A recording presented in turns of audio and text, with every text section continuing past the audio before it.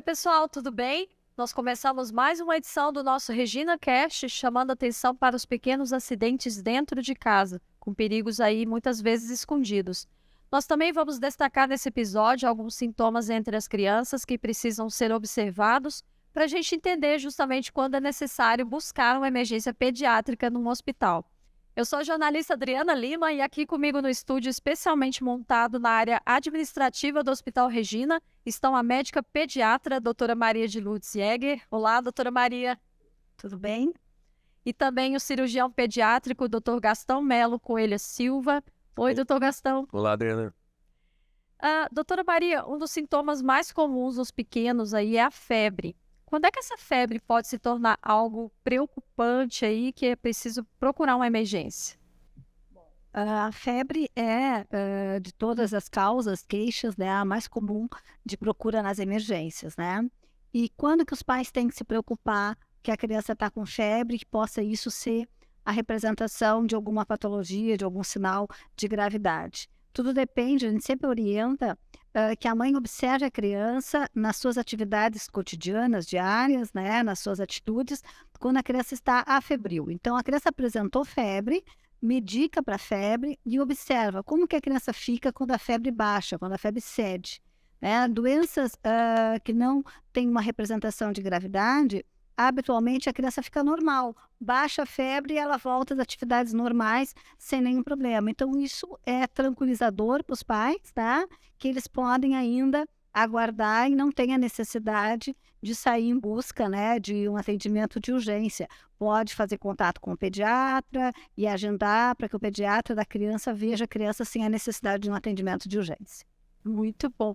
Doutor Gastão, outro sintoma comum é a dor. Vamos falar primeiro da dor abdominal. Quando é que esse tipo de dor pode levantar alguma suspeita, aí ser algo preocupante para os pais e responsáveis dessas crianças? A dor abdominal na criança é um sintoma muito importante porque pode ter várias causas, inúmeras causas, desde causas simples, como uma criança constipada, uma criança com gases, até o abdômen cirúrgico, o abdômen que precisa de intervenção cirúrgica, que daí então que entra o nosso papel, o papel do cirurgião pediátrico. A identificação dessa dor para o paciente ser filtrado, né? O paciente chega à emergência com queixa de dor abdominal. Essa filtragem, né, para saber se essa dor abdominal vai ser cirúrgica ou é simplesmente uma dor de uma causa mais simples, quem vai fazer isso é o pediatra. Porque o cirurgião pediátrico não está na emergência do hospital. Na nossa emergência, o cirurgião pediátrico está na retaguarda, de sobreaviso. Então vai ser o pediatra que vai ver essa criança, vai ver se ela tem que ser investigada, né, para tentar elucidar o caso, se precisa ser investigada mais com outros exames ou não. Essa criança tem uma causa mais simples de dor abdominal que vai ser mais facilmente manejada, né? Então, nesse papel aí, quem faz essa filtragem é o pediatra. O nosso papel, então, seria a abordagem do paciente que é cirúrgico e que a causa mais frequente da dor abdominal é a apendicite aguda, né? A apendicite aguda, ela é mais frequente, é importante ressaltar que ela é mais frequente na criança. Olha só. A apendicite aguda é uma das patologias cirúrgicas mais frequentes em todas as emergências, todo mundo, né? E ela é mais frequente na criança, por isso a importância da emergência pediátrica e a importância da cirurgia pediátrica da emergência. Então a gente é normalmente chamado para esses casos já selecionados pelo pediatra que está de plantão, né? E daí a gente vai investigar essa criança para ver se ela vai precisar realmente de cirurgia. E essa seleção que o pediatra faz desses pacientes é através de é muito importante a história, né, que a mãe traz, né? Essa dor começou agora ou já tem algum dia. Normalmente essa criança tem uma dor abdominal e inicia até uma dor difusa e depois vai se localizando mais na área do apêndice, falando especificamente aqui agora da apendicite aguda, vai se localizando mais na área do apêndice. Essa criança mantém a dor e essa dor vai aumentando, né? Esses dados são importantes, que a mãe traz esses dados, né? Pode seguir de outros sintomas também, né, doutor? Exatamente. Uma apendicite aguda, a gente vai ver, normalmente não é a dor abdominal sozinha, né? A criança apresenta também vômitos, febre. Então, conhecer a história que a mãe traz e o exame físico que a pediatra faz, ele vai selecionar daí a criança quando tem, para nos chamar, para a gente atuar junto com ele, então, para ele estar de maneira mais fácil o diagnóstico. E a importância disso é porque uma apendicite aguda, quando não é tratada precocemente, continua, embora seja uma patologia bastante conhecida, com um tratamento bem, atualmente, então com o uso da videocirurgia, um tratamento bem, não diria simples, mas um tratamento bem eficaz, né? Ela continua, se não for diagnosticada precocemente, ela pode ainda ter uma morbidade grande, a criança pode levar depois, sendo operada mais tarde, pode levar a uma morbidade, a ter complicações posteriores, né, em função da apendicite aguda, e até o óbito, né, a criança ou o adulto, né, que não for diagnosticado precocemente, tratado precocemente a apendicite aguda, ele pode não evoluir bem ainda no futuro. Então, acho que a dor abdominal que nos faz lembrar, a primeira coisa é o risco de ser a apendicite aguda, né? Muito bom.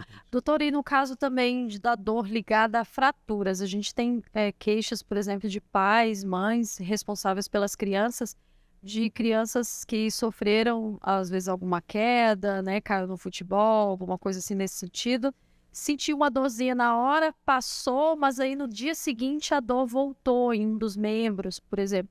Isso também é um caso de se buscar uma emergência? Como é que é isso? Sim, claro. Eu acho que você até a Maria de Luz pode atender mais, né? Porque você daí partiria daí quando ela vai chamar o outro especialista, que é o traumatologista, né? Traumas, né, sempre são motivo de tanto de preocupação quanto de busca aí na emergência, né? Ainda mais na infância, que as crianças são as mais sujeitas, né, a esse tipo de trauma. Então, o que a gente orienta sempre os pais a ficarem atentos, né? A criança sofreu um trauma, referiu dor, né? No momento que ela sofreu o trauma e referiu a dor, se ela mantém as atividades, se ela mantém a mobilidade, né, as atividades normais daquele membro, né, a mãe observa. Se a dor permanecer ou se a criança começar a se mostrar com uma impotência funcional, a criança não quer brincar, não quer fazer as atividades dela normal.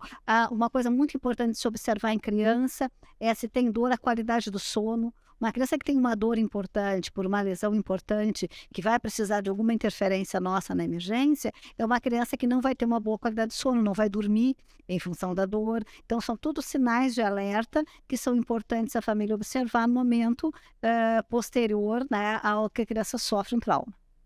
Doutora, e falando em observar, a gente sabe que existem pequenos acidentes dentro de casa, que a gente precisa cuidar bastante, mas acontece. No caso, por exemplo, de ingestão de um produto de limpeza, né, ou de algum produto tóxico aí, o que é indicado fazer nesses casos? Quando houverem acidentes em que a criança ingeriu, né, substâncias potencialmente tóxicas, né, hoje nós temos à disposição de leigos, né, não precisa ser obrigatoriamente médicos, fazer contato com o Centro de Informações Toxicológicas. Então, de posse do rótulo da medicação ou do produto, né, a mãe pode acessar via telefone o Centro de Informações Toxicológicas para esclarecer, né, junto a esse centro, quais são os principais riscos e se ela precisa, de forma urgente, emergencialmente, levar na emergência pediátrica. Via de regra, a família vai trazer para que o pediatra observe, o pediatra avalie, mas é importante, né, até para que a mãe possa se deslocar, ter um atendimento com segurança, ela antes fazer contato, ela pode fazer contato com o Centro de Informação Toxicológica e de posse do rótulo, ela vai ler quais são os produtos, né, que contém aquilo ali que a criança ingeriu, para um atendente, que não é um robô, é uma pessoa que vai atender, que vai perguntar a idade, vai perguntar o peso e vai fazer a correlação entre o que a criança tomou, a quantidade que ela tomou, o que ela tomou e o potencial risco, né, de gravidade da intoxicação.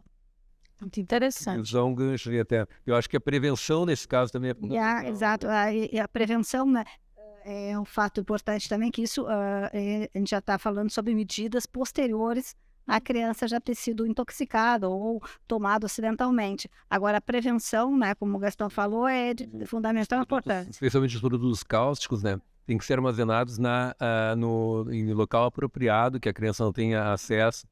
Muitas vezes a gente vê que até produtos cáusticos de uso doméstico, né? Tem pessoas que organizam, que deixam esses produtos que podem causar danos graves às crianças, deixam em Garrafas de substâncias que as crianças costumam ver, líquido que elas tomam. Por exemplo, eu tenho lá uma garrafa de suco e eu vou armazenar, ela está vazia, velha, e eu vou armazenar um produto cáustico e vou guardar ao alcance da criança. A criança já viu uma vez tirar um líquido daquela garrafa e dá para ela tomar. Ela faz essa associação. Então, ela vai lá e toma também. Tipo, eu já tomei um líquido que estava dentro dessa garrafa. Então, garrafas de refrigerante, garrafa de suco, né? Que a criança tem no seu cotidiano contato com substâncias que são autorizadas ela tomar. A gente não deve de armazenar essas substâncias tóxicas. E se tu armazenar, tem que ser fora do alcance das crianças, porque senão elas vão tomar. A gente teve aqui um caso uma criança, os pais tinham um ateliê de calçado, né?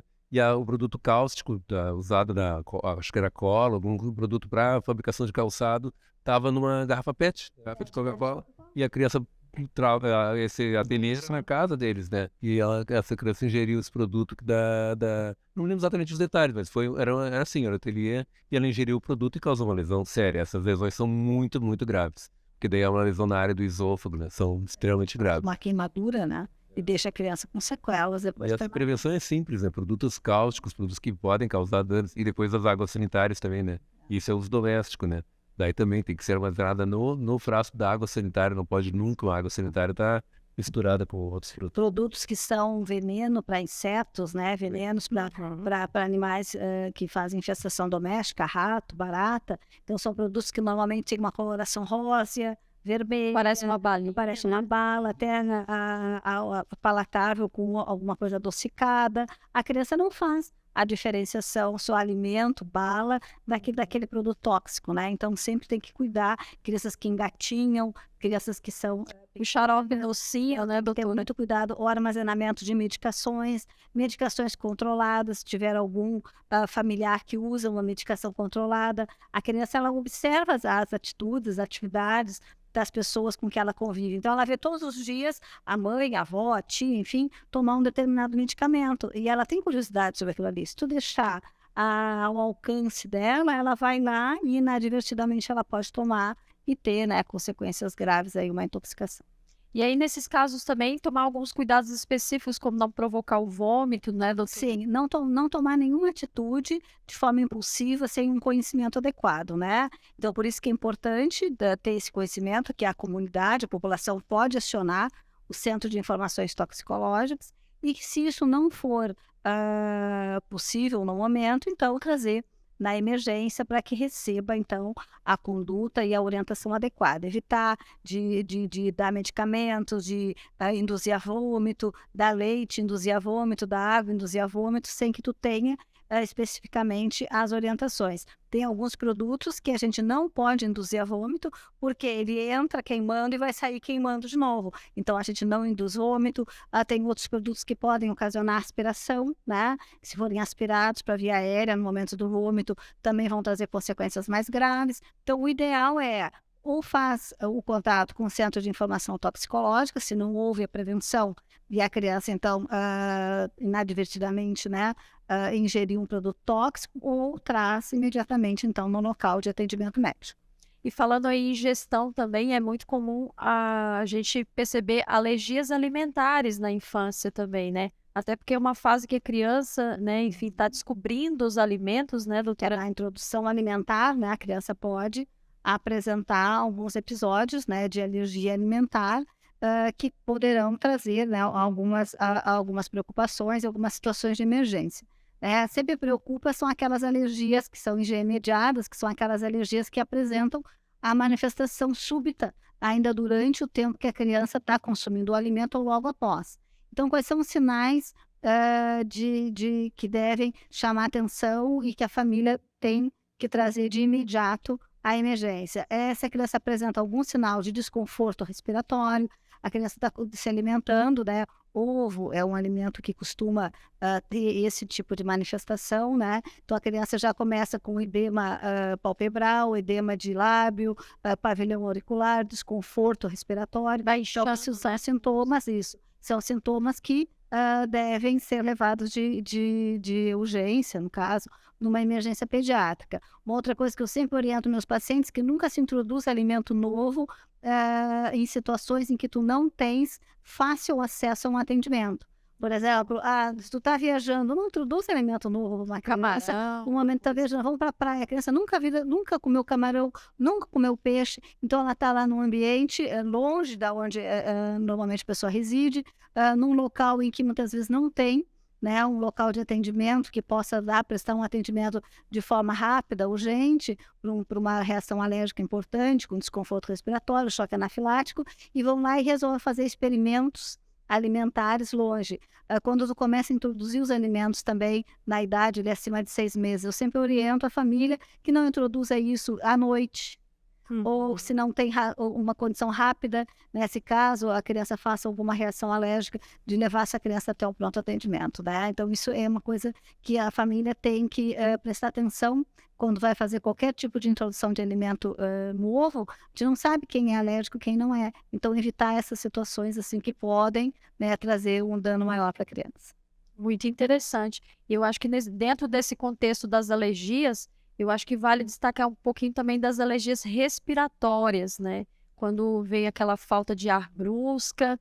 Quando que esse caso, doutora, ou doutor Gastão, pode ser indicado, então, procurar uma emergência pediátrica? A gente sabe que tem muitas crianças, por exemplo, que chega a troca de estação, faz muita respiração bucal, né? Tem dificuldade, tem muita coriza. Essa época agora que a gente está entrando, né, que é a saída do verão, a entrada do outono, é uma época que a gente tem um aumento substancial à procura das emergências por doenças respiratórias, propriamente ditas virais, por aumento da circulação viral, as crianças retornando na escola, né? Mas em relação à questão alérgica propriamente dita, né, um quadro que em épocas em que a gente tem uma circulação maior de vírus ou troca de temperatura, são as laringites, né? Que seria a alergia respiratória que traria uma preocupação que normalmente leva a mãe a encaminhar a criança para um atendimento na emergência. É que a criança acorda com aquela disfunção respiratória, com aquela tosse rouca de cachorro, como a gente chama, né? Com o ruído, um estridor, com a dificuldade de entrada e saída de ar. Isso configura uma urgência, uma emergência, porque obstrui a única entrada e saída de ar, que é a região ali da laringe, né? Então, isso, esta época agora do ano, a gente tem uma frequência maior, né? Tem que ser observado isso. As crianças que já têm um histórico, né, de alergia respiratória, de rinite, de asma, crianças que são broncorretoras, né? Então, nessa época do ano, a mãe já tem que começar, então, a retornar a criança que utiliza profilaxia, que utiliza medicação de profilaxia para evitar essas crises, né? Essas crianças já têm que começar a visitar o seu pediatra, visitar o seu pneumologista, então, para começar já as medidas de prevenção. Doutor Gastão, e no caso de cirurgia, existe todo um encaminhamento e todo um acompanhamento também dos pais, né, em relação à criança, né? Existe toda uma assistência. Afinal de contas, a gente costuma dizer que quando a criança fica doente, os pais também ficam doentes juntos, porque ficam apreensivos ali juntos, né? Conta pra gente, então, dentro aqui do Hospital Regina, a gente tem toda uma estrutura completa quando é caso de cirurgia para uma criança, né? Eu acho que respondendo a tua pergunta, assim, né, realmente quando a gente vai propor um tratamento cirúrgico para uma criança, a gente fala para a família também, claro, e é diferente, a gente tem que abordar bem, explicar bem, porque ninguém está preparado para que seu filho seja operado, a gente tem que explicar bem, tranquilizar bem, e isso nos dá confiança que o Hospital Regina, porque a gente tem uma estrutura, uma retaguarda muito boa, que a gente tem uma UTI pediátrica, né, que o paciente provém da emergência, mas daí a gente sabe que uma cirurgia de abdômen aguda, assim, de apendicite aguda, por exemplo, ou outras patologias que a gente atende aqui também, tudo pode acontecer, né? A gente pode ter intercorrências na cirurgia, e daí a UTI nos dá uma retaguarda muito boa, né? A gente sabe que a gente pode Não adianta a gente operar a criança se não tiver, mesmo por cirurgias complexas, e se não tiver uma UTI para fazer esse pós-operatório, a gente não vai conseguir fazer a cirurgia. Aqui no Regina não, aqui no Regina a gente tem essa UTI pediátrica, já está funcionando há alguns anos aqui, que nos dá essa retaguarda. Então a gente daí a gente pode conversar com a família, e é uma preocupação sempre da família, né? Se a cirurgia pode ser feita aqui, sim, claro que pode, que a gente tem essa retaguarda bem atuante, assim, para trabalhar conosco, para tratar aquela criança. Inclusive, eu tenho uma informação aqui que a gente tem leitos exclusivos para pediatria na sala de recuperação pós-cirúrgica, né? Espaço aí exclusivo para mães e filhos, né? Então, é bem interessante ter todo esse carinho, ter todo esse cuidado com os pais ali nesse momento de tensão. Tanto nas cirurgias de urgência quanto nas cirurgias eletivas, né? Os pais acompanham sempre. Um dos pais sempre acompanha a criança dentro da sala da cirurgia. A criança vai fazer anestesia com o pai ou a mãe junto, geralmente a mãe vai estar junto. E a criança, quando estiver na sala de recuperação, o pai e a mãe também vão estar junto. Então a gente sabe que a criança dorme e acorda com a presença junto dos pais, né? Não vai estar só com a equipe que atendeu ela, a equipe médica, a equipe da enfermagem. Sempre tem um pai e uma mãe junto. Mesmo que a criança esteja chorando, né, a gente sabe que a criança se sente confiante, ela não está perdida. Ela está com a pessoa que ela mais confia, está ali do lado dela sempre, né? Muito bom. Doutora Maria, a virose é sempre uma questão muito comentada, né? E é sempre uma polêmica quando a criança chega aqui na nossa emergência. A virose realmente ela existe e não pode ser negligenciada, né? Existe todo um cuidado direcionado a esse tipo de ocorrência, né? Sim. O que é virose? Virose é uma doença, né? Que vai causar determinados sintomas conforme a preferência, o tipo do vírus, né? É uma doença causada por um vírus. O que normalmente faz com que a comunidade, às vezes, olhe com uma certa desconfiança quando o médico, o pediatra diz, não te preocupe, isso é uma virose. O que eles compreendem? Que a gente está dizendo que a criança não tem nada, e isso não é real. Eu estou dizendo que a criança tem uma doença que o agente etiológico é um vírus. Existem doenças virais que são extremamente letais e perigosas, né? Isso não quer dizer que tenha que ser negligenciado. O doutor disse que não é virose, então não é nada. Não, é uma doença viral. O que quer dizer isso? Quer dizer que é uma doença que ela tem um comportamento esperado e um comportamento em que ela tem começo, meio e fim, em que a interferência do profissional é exclusivamente, muitas vezes, só de suporte, porque eu não tenho mais como interromper aquele ciclo. Se eu adquirir, uma doença viral, um resfriado, uma gripe, uma influenza, eu não tenho mais como interferir de cortar o ciclo do vírus. Isso que é a dificuldade dos pais, das pessoas que escutam quando o pediatra, o médico diz que está com uma virose. Eu não tenho mais como interromper aquele ciclo. Certo? Mas como é que eu posso prevenir? Então, agora ele está com um resfriado que pode evoluir para uma bronquiolite. Isso é uma doença viral. Eu não tenho mais como interromper esse ciclo, certo? A maneira de interromper isso seria a criança não contrair essa virose. Então, ela vai fazer toda a sintomatologia que faz parte do quadro viral que ela adquiriu. O que vai interferir que uma pessoa tem um quadro viral mais grave, um quadro viral mais leve? É o sistema imunológico da pessoa que adquiriu aquele vírus. Então, a virose é uma doença entre o hospedeiro e agente agressor. Dependendo da imunidade, das condições nutricionais, a pessoa vai ter um quadro viral mais leve, mais favorável, e um quadro viral menos favorável. Interfere também as doenças de base. Uma criança que tem uma imunodeficiência, uma criança que é asmática, se ela faz um quadro viral, ela muito provavelmente vai descompensar aquela doença de base que ela tem. Então, ela vai fazer um quadro viral respiratório, um resfriado comum, e vai fazer um broncoespasmo, pode. Ela vai fazer uma gripe pela influenza e vai associar uma crise de asma. É um fator predisponente que vai desencadear uma piora daquela doença de base que ela já tem. Então, quando a gente fala que a criança tem uma virose, ela tem uma doença infecciosa em que o agente causador é um vírus. E que a gente não tem um antibiótico, como é o caso de uma doença bacteriana, em que eu vou dar um antibiótico, estou com uma amidalite bacteriana, vou dar um antibiótico e vou cortar o ciclo. Em vírus não existe isso. Então, tem começo, meio e fim. Então, é o tempo de vida que aquele vírus está ativo no teu organismo, tu vais ter os sintomas. E o que que a gente fornece? O suporte. Então, é líquido, é uma boa alimentação, é repouso. Dependendo da situação, a criança precisa receber atendimento hospitalar, em que precisa, por exemplo, uma doença respiratória viral, uma bronquiolite, ela vai precisar receber oxigênio, receber aspiração, fisioterapia, né? Então, não quer dizer que tenha que ser negligenciada uma doença porque o agente etiológico é viral. O que quer dizer é que a gente não tem hoje um agente terapêutico para cortar aquele ciclo, como acontece nas doenças bacterianas.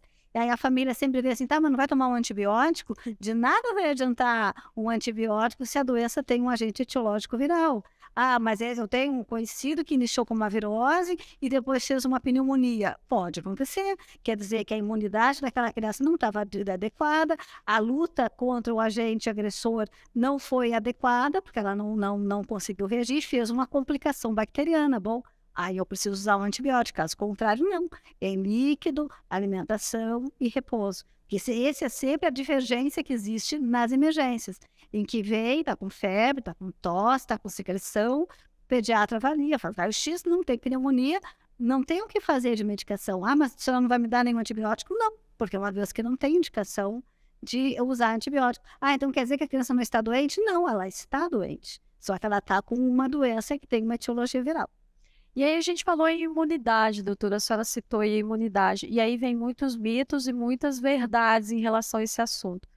Pode andar descalço, pode ter contato com a terra, pode brincar. Como é que é isso aí, doutora, na construção dessa imunidade? Isso tem interferência, não tem interferência? Como é que é? A principal construção da imunidade está nas condições nutricionais do paciente. Essa é a principal. Se é uma criança que não tem nenhum comprometimento de base do sistema imunológico, o principal componente para que uma criança tenha uma boa imunidade é o seu estado nutricional. O que são os nossos anticorpos? Nossos anticorpos são proteínas. De onde é que eu vou tirar proteína se eu não recebo uma alimentação qualificada? Né? O nosso organismo produz uma mínima parte só dos aminoácidos essenciais que a gente precisa para produzir nossas células, para nos mantermos saudáveis. Fora isso, a gente tem que adquirir isso da alimentação. Então, já inicia por aí. A criança que tem uma boa nutrição, já lá desde o início, né? Recebeu o leite materno, então ela já recebeu toda aquela carga de anticorpos maternos, ela já recebeu ela já tem uma quantidade de GA, que o leite materno é rico, né? Ela teve a sua introdução alimentar a partir do sexto mês para prevenir as alergias alimentares e prover uma boa nutrição.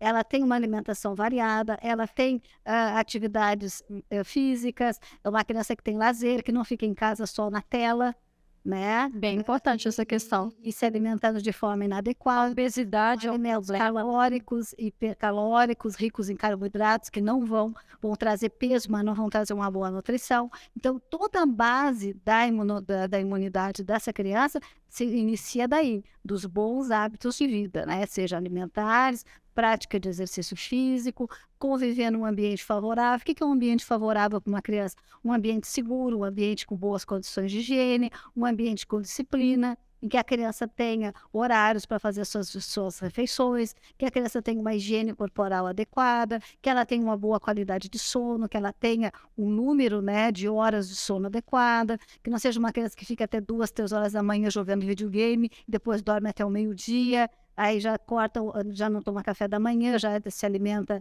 de alimentação inadequada na hora do almoço. Então, tudo isso é um conjunto de ações, né, que a família pode prover sem nenhuma interferência médica, isso é educação para a saúde, né, e que vai gerar um ser com uma imunidade adequada para enfrentar aí as suas necessidades diárias. É bem importante essa questão de construir a nossa imunidade diariamente com bons hábitos. Não tem fórmula pronta, né, doutor Gastão? Não tem milagre, né? Não tem milagre aí, né? A gente sabe que a obesidade infantil hoje é um problema sério no nosso país. No mundo, né? Porque as crianças comendo alimentos cada vez mais ultraprocessados, alimentos calóricos, né? Em que eles comem 2 refeições do dia, extremamente calóricas e inadequadas sob o ponto de vista nutricional. Não praticam exercícios físicos, né? E o lazer é basicamente restrito a telas, né? Ou jogos de videogame, ou jogos de tablet, de celular. E para encerrar essa entrevista, deixa eu aproveitar então a expertise da doutora Maria para a gente entrar nessa questão da saúde mental das crianças. A senhora que é homeopata, doutora, como é que a gente pode perceber uma situação com uma criança que deixou de ser uma manha para se tornar algum tipo de ansiedade que está sendo desenvolvido aí nesse sentido, e como é que a gente pode auxiliar essa criança aí?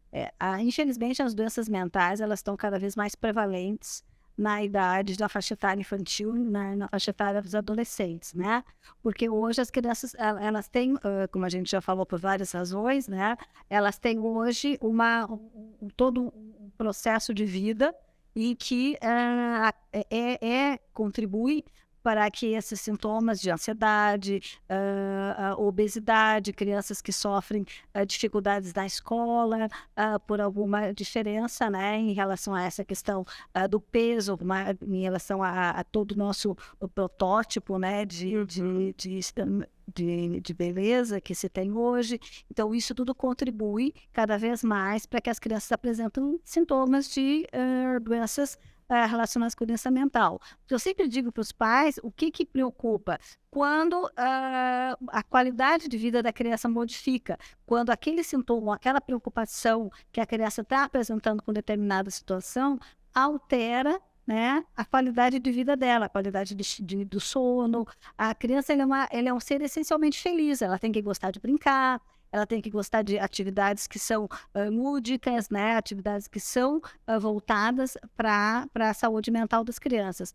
Quando os pais começam a observar determinadas atitudes, né, que estão comprometendo essa capacidade da criança em ser feliz, em se sentir bem, em querer brincar, em querer ir para a escola, em querer se interagir com outras crianças, então quando começam a surgir esses sintomas, isso é motivo de preocupação realmente, e a busca então de um serviço ou de um profissional especializado. Muito interessante, né? Nunca negligenciar certos sintomas, né, doutor? Sim. E eu tinha vontade, Adriano, não sei se está encerrando, de voltar Vamos lá, doutor. do trauma abdominal. Vamos lá, doutor. Por gentileza. Tem uma bandeira que eu levanto, assim, que eu postei no meu Instagram até outro dia, de um trauma que a gente teve há mais de um ano aqui em Novo Hamburgo, uma criança que foi atingida por uma goleira. Um brinquedo inofensivo, né? Que é quando as crianças se penduram na goleira, nos campinhos de futebol, em qualquer campinho de futebol, de bairro, né? E esse acidente é um acidente muito prevalente. Se a gente for ver fizer pesquisa na internet, já vê que isso aí é muito frequente. A goleira, se não estiver bem fixada no terreno, ela cai com o peso da criança, né? Especialmente na criança, no adulto parece que isso não ocorre tanto, mas ela vai cair sobre o abdômen, sobre o tórax ou sobre a cabeça da criança, né? Essa goleira, quando ela cai. E isso pode não acontecer nada, ou pode acontecer acidentes muito graves, até letais. É impressionante o número de casos que ocorrem com isso. Depois de eu ter postado essa informação, esse alerta, assim, né, para os acidentes de goleira, das goleiras soltas nos campos, eu soube que ocorreu, me informaram pelo Instagram, ocorreu um acidente em São Paulo, fatal, de uma criança, depois de a gente ter feito a alerta, mas claro que a gente não atinge, não é fácil, então essa bandeira acho que tem que ser levantada.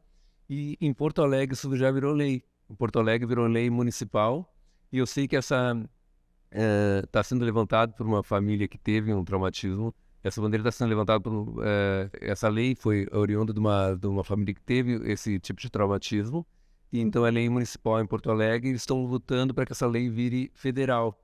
E é muito importante, a lei é que agora todas as goleiras sejam fixadas no terreno, né? Tomara que consiga, né, doutor, para a gente garantir mais segurança para nós. A partir de agora esse tipo de acidente não ocorra, né? E a prevenção do acidente, a gente não quer atender traumatismo, a gente quer que se previna que os acidentes ocorram o mínimo possível, né? A gente não tem que atender nenhum tipo de acidente na emergência. Sem dúvida. Eu quero então agradecer a doutora Maria de Lourdes Jäger. Obrigada, viu, doutora, pela tua participação, pelas tuas informações. E também quero agradecer ao nosso cirurgião pediátrico, doutor Gastão Melo Coelho Silva. Obrigada, doutor. E obrigada a todos que estavam nos acompanhando aqui nos nossos canais, sempre presentes. Um grande abraço para todo mundo e até o próximo episódio do nosso Regina Cast.